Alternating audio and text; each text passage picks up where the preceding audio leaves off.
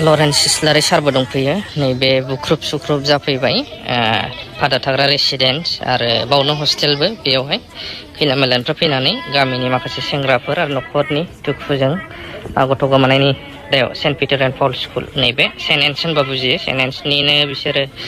ओरै लोगोसे फादारफोर थाग्रा बेयावहाय पुलिसफोरबो दंफैयो थासे दैखुबनानै दैयाव गारफोनानै गारबायनो मेगनबो गैया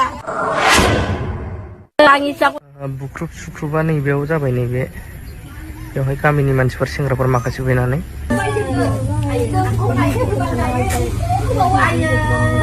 क्लास 12 मोननायो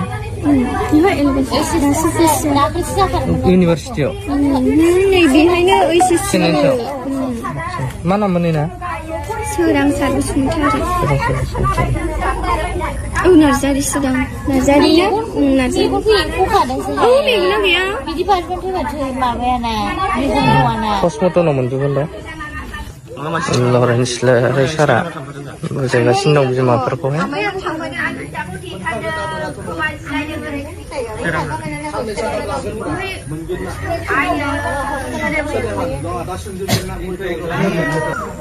नैबे जाबाय चार्च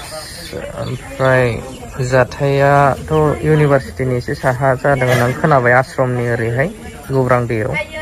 थौले दैयावनो गब'नानै थैदों होननायाथ' आंनि आन्दाजावबो बोरै ना गावसोरजों गावसोर माबा मोनसे जालायदों जानो हागौ बिसोरो बिमाया नैबाव दङ नैबेवहाय लंपेन्टआ बुंदों नुनानै आंना लंपेन्ट आंनो बेखौ लाखिनो हायाखै होननानै बुंदों बिदि होननानै बुंदों सेन्देलबो गाननानै बाज्रुमदों होनदों मबाइल लानानैबो बाज्रुमदों होननानै बुंदों बे नंखाय बियो गावसिनि फाव फान्दायनायसो दैया थौलेसो हान्थिसेल' बिदा होनलायबाय बिदाफ्रा लोगोफ्रा दङ